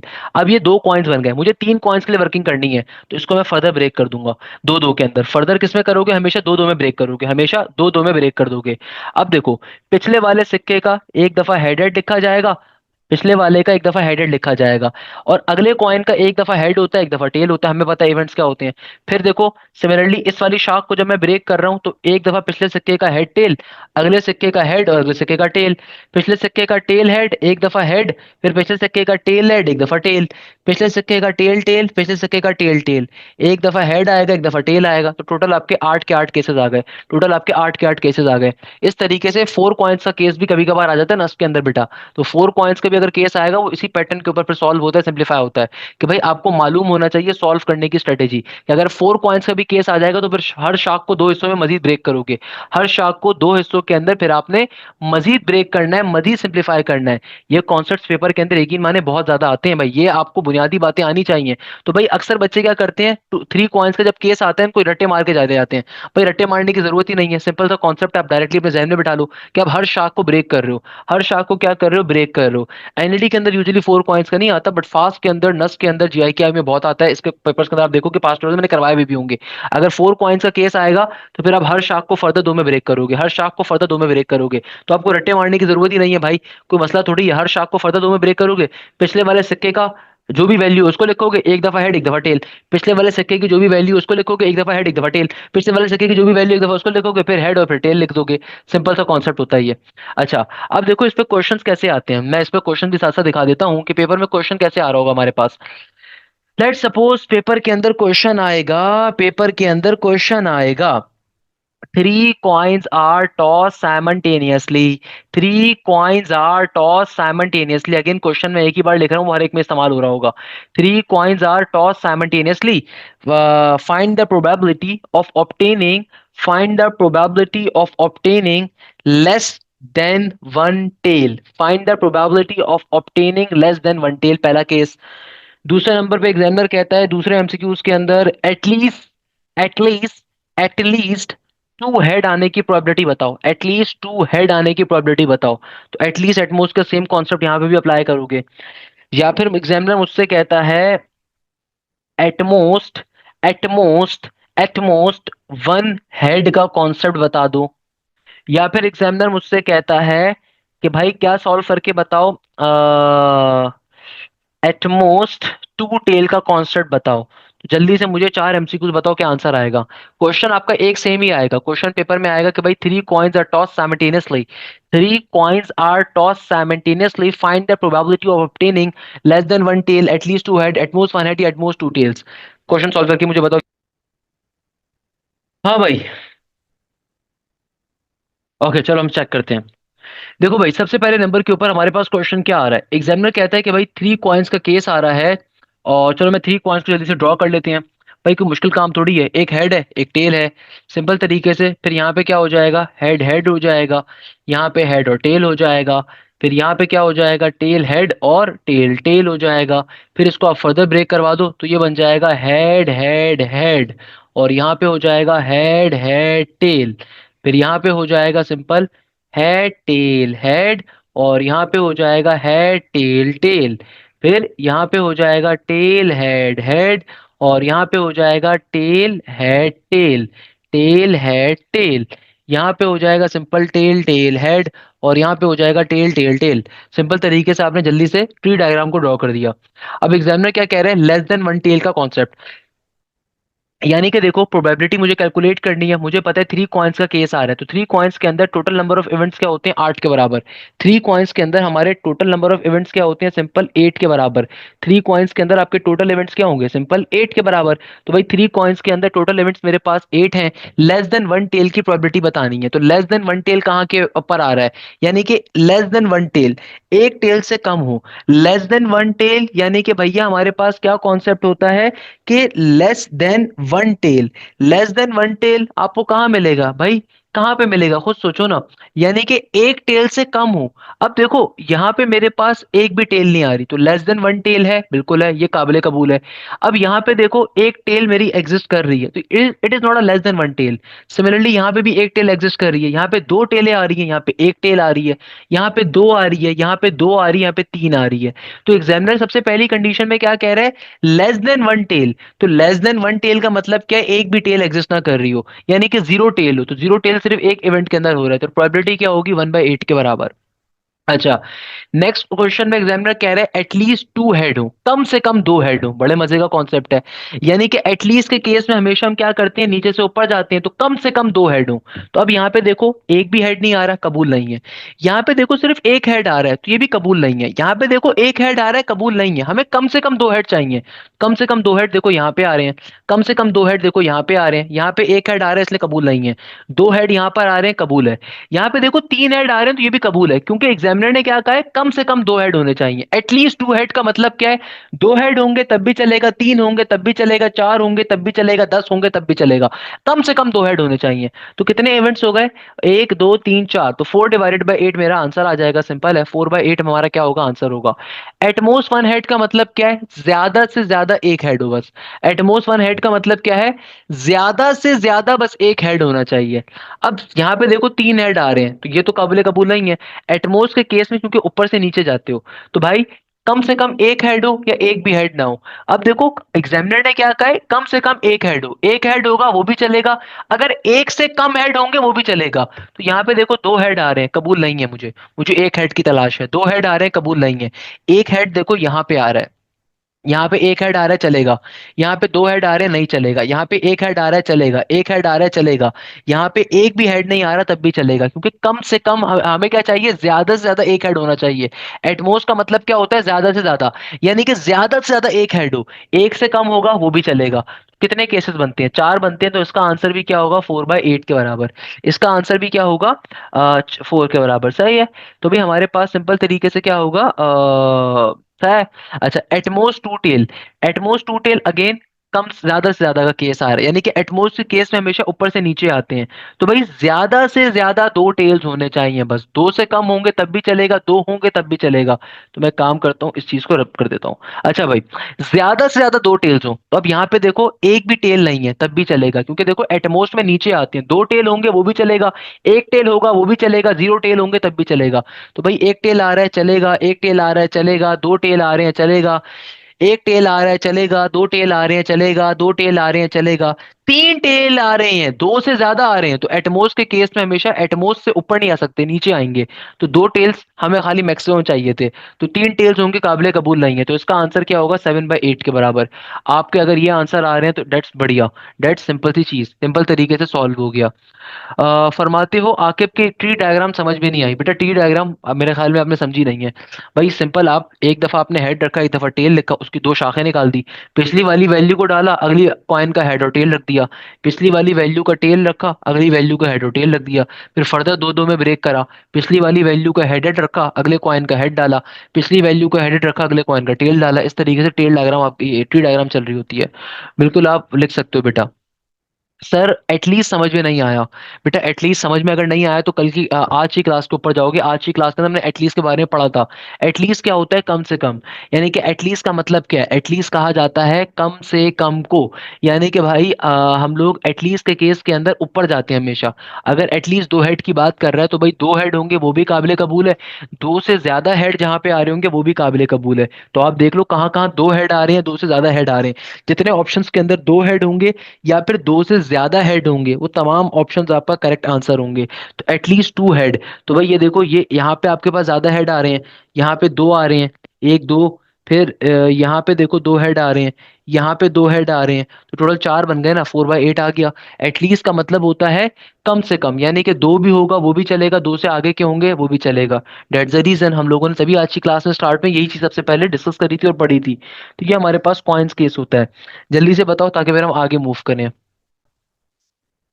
अच्छा भाई, हमारे पास ये होता है कॉइन्स का केस। कॉइन्स के पास जो हमारे पास केस आता है ना, इस केस को हम कहते हैं, हम इसको डाइस का केस कह सकते हैं।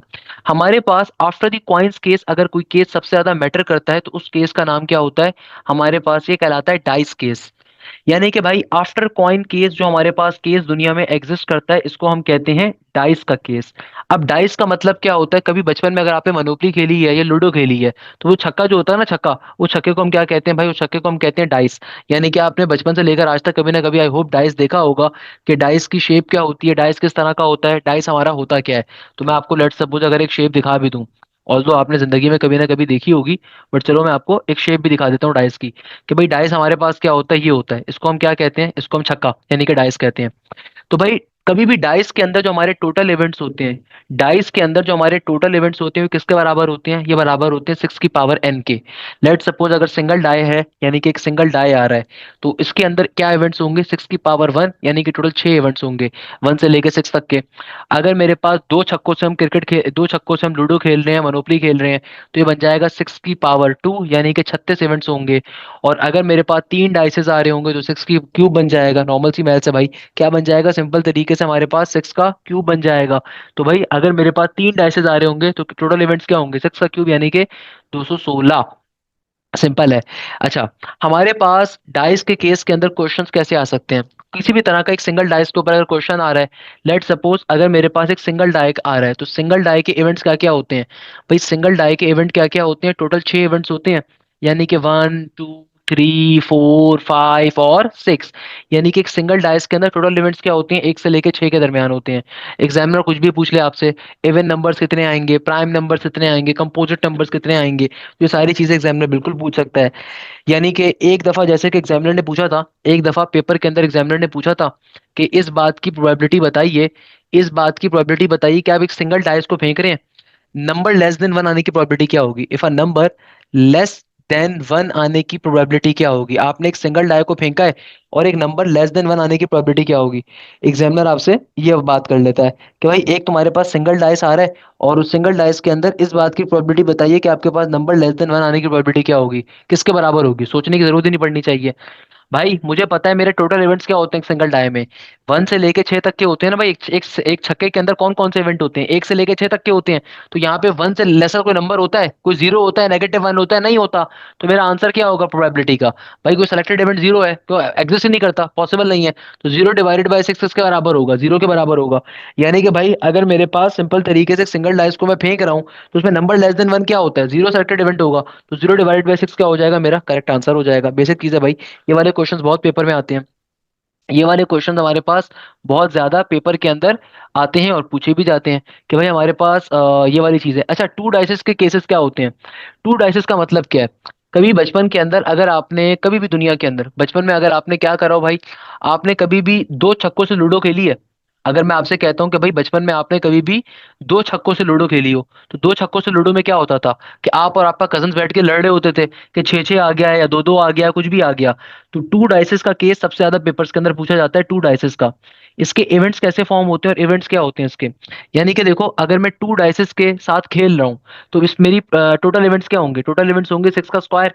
सिक्स का स्क्वायर होता है 36 के बराबर। तो भाई सिंपल है ये कैसे कि भाई देखो 36 इवेंट्स कौन कौन से होंगे, या तो वन वन होगा, या वन टू होगा, या वन थ्री होगा। यानी कि मैं दो छक्कों को रोल करता हूँ, दो छक्कों को जमीन पे फेंकता हूँ, तो भाई हो सकता है एक छक्के पे एक आए, एक छक्के पे भी एक आ जाए, या एक छक्के पे एक आए एक छक्के पे दो आ जाए, या एक छक्के पे एक आए एक छक्के पे थ्री आ जाए, या एक छक्के पे एक आए एक पे फोर आ जाए। यानी कि टोटल 36 ऐसे केसेस आपके पास फॉर्म होंगे। तो भाई आपको डायरेक्टली मालूम होने चाहिए। मैंने लेट सपोज आपको टेबल दिखा देता हूँ कि भाई मेरे पास दो छक्कों के केसेस के अंदर टोटल कितने इवेंट्स होते हैं? 36 इवेंट्स होते हैं। यानी कि one one, one two, one three, one four, one five, one six, two one, two two, two three, two four, two five, two six, three one, three two, three three, three four, three five, three six, four one, four two, four three, four four, four five, four six, five one, five two, five three, five four, five five, five six, five six one, six two, six three, six four, six five, six six. यानी कि भाई अगर मैं दो छक्कों से ludo खेल रहा हूँ या मनोपली खेल रहा हूँ, तो भाई होता है ना हमारे पास कि हमें कोई भी वैल्यू निकालनी होती है, हम उसको जमीन पे फेंकते थे, तो हमारे पास इनमें से कोई भी इवेंट आ सकता है। तो टोटल कितने केसेस होते हैं दो छक्कों के अंदर? आपके पास 36 केसेस होते हैं। अब इसको याद रखने की जरूरत नहीं है, वैसे ही आपको याद होता है, नॉर्मल चीज है। इस पे क्वेश्चंस कैसे आते हैं वो इंपॉर्टेंट है। इस पे एक बड़ा फेमस क्वेश्चन है। अक्सर वो पेशतर ये क्वेश्चन दो तरीकों से आता है कि भाई two dices are rolled once, the two dices are rolled simultaneously, या two dices are rolled once, find the probability of obtaining the same face. इस बात की प्रोबेबिलिटी बताओ कि आपको सेम फेस मिल जाए। एक इस तरीके से आता है। या फिर इसी क्वेश्चन को कभी कभार थोड़ा सा जो है ना फिल्टर करके पूछ लिया जाता है। एग्जामिनर कहता है two coin, two dices are rolled once, the probability of obtaining a event, the probability of obtaining a event whose whose absolute difference is zero, whose absolute difference is zero। ये भी same चीज ही पूछ रहा है, same ही चीज है, whose absolute difference is zero। क्या मतलब है मैं भी समझा देता हूँ। इसी तरीके से कभी कभार कह देता है, चलो डबल ऑफ एनी काइंड को बाद में कर लेंगे, पहले इन दो को समझ लो। एग्जामिनर कभी कभार पेपर में क्या बोलेगा, दो डाइसेस को आपने रोल किया, इस बात की प्रोबेबिलिटी बताओ कि आपको सेम फेसेस मिले, या फिर इस बात की प्रोबेबिलिटी बताओ कि event whose absolute difference is zero. ये दोनों एक ही चीज है। कैसे कि भाई देखो, लेट सपोज मैं कहता हूँ वन वन।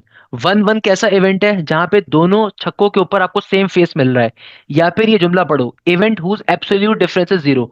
यानी कि जाहिर सी बात है, मैं मेरे दोनों छक्कों के ऊपर एक ऐसा नंबर आए कि जब उनको मैं सपरेट करूँ ना तो आंसर जीरो आए। तो ऐसा कब पॉसिबल है? जब वन वन होगा।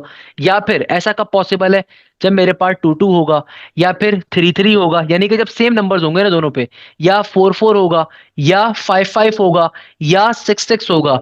यानी कि कभी भी एग्जामिनर पूछे ना कि भाई सेम फेस आने की प्रोबेबिलिटी क्या होगी, या फिर event whose absolute difference zero आने की प्रोबेबिलिटी क्या होगी, यानी कि दोनों छक्कों के ऊपर सेम नंबर की बात एग्जामिनर कर रहा है, तो मेरी प्रोबेबिलिटी क्या हो जाएगी? प्रोबेबिलिटी क्या होगी? ऐसे कितने इवेंट्स होंगे भाई? सेम फेसेस वाले सिर्फ छह इवेंट्स होंगे। तो सिक्स डिवाइडेड बाय 36 यानी कि one by six will be the correct answer. Six divided by 36 यानी कि one divided by six will be the correct answer. ये क्वेश्चन हमारा क्या हो जाएगा? सॉल्व हो जाएगा, सिंपल हो जाएगा। कोई मसले की बात थोड़ी है। इस तरीके से हमारा क्वेश्चन फाइनली सिंप्लीफाई हो जाएगा। दैट्स दी लॉजिक हियर, सही है ना? क्लियर है भाई ये वाली चीज, ये वाली बात पल्ले पड़ती है। अच्छा, इसके अंदर और भी कई तरह के वैसे तो क्वेश्चंस आ रहे होते हैं हमारे पास, जैसे कि अल्लाह भला करे। हमारे पास एक बड़ा मजे का इसमें क्वेश्चन आता है।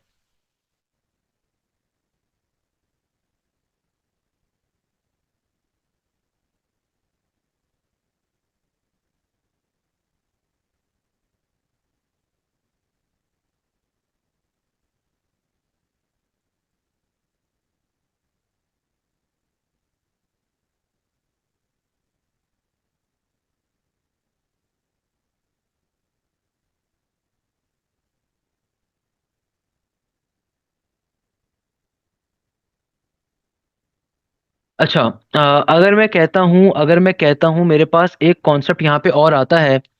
एग्जामिनर आपसे बोलता है कि भाई सम ऑफ 12 आने की प्रोबेबिलिटी बताइए। यानी कि सम ऑफ 12 आने की प्रोबेबिलिटी क्या होगी कि भाई दो डाइसेस को आपने रोल आउट करा, दो डाइसेस को आपने क्या करा, रोल आउट करा। रोल आउट करने के बाद एग्जामिनर आपसे क्या कहता है, एग्जामिनर आपसे कहता है कि भाई सिंपल तरीके से आपने दो डाइसेस को रोल आउट करा है, दो डाइसेस को रोल करने के बाद एग्जामिनर इज सिंपली आस्किंग कि भाई सम ऑफ 12 आने की प्रोबेबिलिटी क्या है। अब आप खुद सोचो, यानी कि भाई कभी कभार लूडो में ऐसा होता था ना, मोनोपोली में ऐसा होता था कि हमारे पास सिंपल तरीके से एग्जामिनर कहता था, क्या हमारे कोई बड़े कजन कहते थे कि भाई ये वाली जो गोटी है इसको हम कब मारेंगे यार, या अल्लाह सात आ जाए, या अल्लाह सात आ जाए, सात आ जाए। अब आप खुद सोचो, सात तो हमारे नंबर्स में नहीं होता। सात का मतलब क्या होता था, हम दुआ कर रहे होते थे कि भाई दोनों छक्कों के ऊपर या दोनों डाइसेस के ऊपर मिला के सात आ जाए। ऐसा कब पॉसिबल होगा, जब तीन या चार आ जाए, चार या तीन आ जाए, या छह और एक आ जाए मेरे पास, नॉर्मल सी बात है। तो same goes for here, if the examiner is asking sum of 12, तो सम ऑफ 12 आपको कहाँ कहाँ मिल सकता है, 12 का सम आपको कहाँ मिलेगा, सिर्फ एक ही जगह पे मिल सकता है, तो मैक्सिमम कंडीशन पे आपको मिलेगा, यानी कि यहाँ पे। तो भाई मैक्सिमम आपको क्या मिल सकता है, 12 यहीं पे मिलेगा, बाकी हर जगह के ऊपर है तो 11 मिल रहा है, यहाँ पे 10 मिल रहा है, यहाँ पे 9 मिल रहा है। तो खाली आपको सम ऑफ 12 सिर्फ छः छः आने पे मिल सकता है। तो यानी कि एक कितने सिलेक्टेड इवेंट है, एक ही इवेंट है, तो 1/36 हो जाएगा। अच्छा, एक और चीज आपको मालूम होनी चाहिए कि दो डाइसेस के केस के अंदर मैक्सिमम आपका सम क्या आ सकता है, 12 ही आ सकता है, और मिनिमम सम क्या आ सकता है आपके पास, दो का आ सकता है। यानी कि दो डाइसेस के केस के अंदर मैक्सिमम सम आपका क्या आ सकता है, दो दफा छह आ जाएगा ना से मैक्सिमम, यानी कि 12 हो जाएगा। और मिनिमम सम क्या आ सकता है, दो का आ सकता है, खाली वन और वन का। तो मेरा आंसर क्या हो जाएगा, 1/36 के बराबर हो जाएगा। अच्छा, इसी तरीके से अगर एग्जामिनर मुझसे कहता है कि चलो सम ऑफ 7 आने की प्रोबेबिलिटी बताओ, तो देखो 7 कहाँ कहाँ आ सकता है। भाई मेरे पास 7 आ सकता है, पांच और दो सात, छह और एक सात, तीन और चार सात, चार और तीन सात, पांच और दो सात, छह और एक सात, और छह दफा आ सकता है। तो सम ऑफ 7 आने की प्रोबेबिलिटी क्या होगी, ये होगी 6/36 के बराबर, यानी कि 1/6 के बराबर की होगी। क्योंकि देखो सात कहाँ कहाँ आपको मिल रहा है, यहाँ पे सात मिल रहा है, यहाँ पे भी मिल रहा है, यहाँ पे भी मिल रहा है, यहाँ पे भी मिल रहा है, यहाँ पे भी मिल रहा है। तो सम ऑफ 7 कहाँ कहाँ मिल रहा है, इन तमाम जगहों पे मिल रहा है। तो सिलेक्टेड इवेंट हमारे, ये भी मेरा सिलेक्टेड इवेंट है, ये भी सिलेक्टेड इवेंट है, ये भी है, ये भी है। चार और तीन भी सात होता है, पांच और दो भी सात होता है, छह और एक भी सात होता है ना। टोटल मेरा क्या आ जाएगी प्रोबेबिलिटी, सिंपल सेलेक्टेड इवेंट को ऊपर रखोगे, टोटल इवेंट्स को नीचे रखोगे, आंसर आ जाएगा। ये बेसिक कॉन्सेप्ट्स हैं। लेट सपोज मैं कहता हूं कि एग्जामिनर कहता है सम ऑफ 11 आने की प्रोबेबिलिटी क्या होगी, सम ऑफ 11 आने की प्रोबेबिलिटी क्या होगी, सम ऑफ 11 आने की प्रोबेबिलिटी क्या होगी। तो 11 कहाँ कहाँ आ रहा है, भाई पांच और छह पे आ रहा है, छह और पांच पे आ रहा है, और कहीं पे आ सकता है नहीं, चार और छह 10 आपको मैक्सिमम दे देंगे, पांच और पांच नहीं, इसके अलावा नहीं आ सकता। सम ऑफ 11 कहाँ पे आ रहा है, 2/36 के ऊपर आ रहा है। तो आंसर क्या हो जाएगा, 2/36 के बराबर हो जाएगा। बेसिक कॉन्सेप्ट है भाई, क्या मुश्किल चीज है इसके अंदर, ये वाली चीजें आपको, यार पूरा टेबल आपको एग्जाम पे बनाने की जरूरत नहीं है। आप लॉजिकली सोच सकते हो ना भाई, इस टेबल को याद रखने, ये टेबल मैंने आपको खाली शो करवाया है, इसको बनाने की जरूरत नहीं है। ये आपको जहन में भाई कुछ बातें जहन में तो याद रहती है ना भाई, कि आपके पास क्या क्या इवेंट्स हैं, A one one one two one three one four one five one six up till six six आ रहे हैं। तो भाई ये तो बेसिक चीज आपको समझ में आ रही है ना। सर ये 7 वाला वापस समझा दें, बेटा 11 वाला समझ में आया, तो 7 वाला सेम आ रहा है बेटा, 7 वाले को देखो, सम ऑफ 7 कहाँ कहाँ फॉर्म हो रहा है, टेबल आपके सामने गिवन है। मुझे बताओ सम ऑफ 7 कहाँ कहाँ फॉर्म हो रहा है, सम ऑफ 7 आपके पास कहाँ कहाँ आ रहा है, 1 6 2 5 3 4 4 3 5 2 6 1, इन तमाम जगहों पे आपके पास क्या आ रहा है, सम ऑफ 7 आ रहा है बेटा। तो सम ऑफ 7 आपके पास छह जगहों पे आ रहा है ना बेटा, छह जगहों के ऊपर आ रहा है, इन छह जगहों के ऊपर आपके पास सम ऑफ 7 आ रहा है ना बेटा। तो ये आपका आंसर है। या फिर चलो मैं इसके अंदर ऐसे कह देता हूं, मैं कह चलो अच्छा, और थ्री डाइस का केस, नॉर्मली थ्री डाइस का केस पेपर में आता नहीं है, बट अगर कभी आ जाए तो इसमें इतना कोई मुश्किल नहीं पूछेगा, क्योंकि थ्री डाइस के अंदर टोटल 216 केसेस होते हैं। क्योंकि सिक्स की पावर क्यूब किसके बराबर होता है, 216 के, तो 216 केसेस होते हैं। तो भाई आप 216 केसेस थोड़ी याद रख सकते हो, आप 216 केसेस थोड़ी याद रख सकते हो, ये ध्यान में रखिएगा। तो बताने का मकसद क्या है, उस सूरत के अंदर कैसे सॉल्व करोगे, उस सूरत के अंदर कैसे सॉल्व करोगे, आपसे कोई बेसिक चीज पूछी जाएगी। जैसे कि आपको मालूम होना चाहिए कि थ्री डाइसेस के केस के अंदर भाई आपके क्या होंगे, 216 जो केसेस फॉर्म हो रहे हैं, तो जाहिर सी बात है ऐसे स्टार्ट होगा ना, पहला 1 1 1 होगा, फिर 1 1 2 1 1 3 1 1 5 1 1 6, फिर 1 2 1 1 2 3 1 2 4, या मतलब इस तरीके चल रहा होगा, बताने का मकसद ये है। सही है। तो भाई इसमें इतना मुश्किल नहीं आएगा, हद से ज्यादा आपको ये मालूम होना चाहिए कि थ्री डाइस के केस के अंदर जो मिनिमम आपको सम मिलेगा वो थ्री का मिलेगा, और मैक्सिमम क्या मिलेगा आपको सम, मैक्सिमम आपको 666 मिल रहा होगा मैक्सिमम आपको सम, यानी कि मैक्सिमम सम आपको किसका मिल जाएगा, आपको मैक्सिमम सम जो मिल जाएगा वो 18 का मिल जाएगा। सही है ना? तो ये बेसिक चीजें जो आपको मिल रही होगी, इससे ज्यादा डिफिकल्ट तो पूछ नहीं सकता। क्या बता दूं, एब्सोल्यूट डिफरेंस वाला भी करवा दूं? बेटा एब्सोल्यूट डिफरेंस वाला ऑलरेडी करवा दिया था। भाई इवेंट हुज एब्सोल्यूट डिफरेंस का मतलब क्या होता है? सेम फेसेस का आना ना। अरे भाई लॉजिकली सोचो ना, एब्सोल्यूट डिफरेंस जीरो होने का मतलब क्या है? कि दोनों छक्कों के ऊपर एक ऐसा इवेंट आए कि जब उन दोनों को आपस में आप माइनस करवाओ तो आंसर जीरो आ जाए। तो दोनों छक्कों के ऊपर ऐसे नंबर्स कौन से होंगे? दोनों छक्कों के सेम नंबर होंगे। यानी कि अगर लेट सपोज दोनों छक्कों के ऊपर चार चार आ जाए, तो सेम नंबर आएगा तो एब्सोल्यूट डिफरेंस क्या होगा? जीरो होगा। दोनों छक्कों के ऊपर अगर सेम नंबर आएगा तो सेपरेट करने के ऊपर आंसर क्या आएगा? जीरो के बराबर आएगा ना बेटा। तो ये चीज तो एग्जामिनर आपसे पूछ रहा है। एग्जामिनर आपसे यहाँ पे यही चीज तो पूछ रहा है मेरे प्यारे बेटे। तो थ्री डाइस वाले के अंदर मैंने आपसे ये कहा है कि भाई थ्री डाइस वाले के अंदर बेसिक चीजें आती है नॉर्मली। थ्री डाइस के अंदर हमारे पास क्या आएगा? थ्री डाइस वाले कॉन्सेप्ट्स के अंदर कभी आपके पास हद से मिनिमम पूछ लेगा, मैक्सिमम पूछ लेगा। इससे ज्यादा आपके आपके पास कोई बंदा नहीं पूछेगा, सही है ना? या तो आपके पास मिनिमम की वैल्यू पूछ ली जाएगी या मैक्सिमम की पूछ ली जाएगी। तो यही हमारे पास ज्यादातर पेपर के अंदर पूछा जा रहा होता है थ्री डाइस के कॉन्सेप्ट के ऊपर। अब मुझे बताइए, इसमें कोई मसले की बात, कोई चिंता की बात, कोई प्रॉब्लम की बात?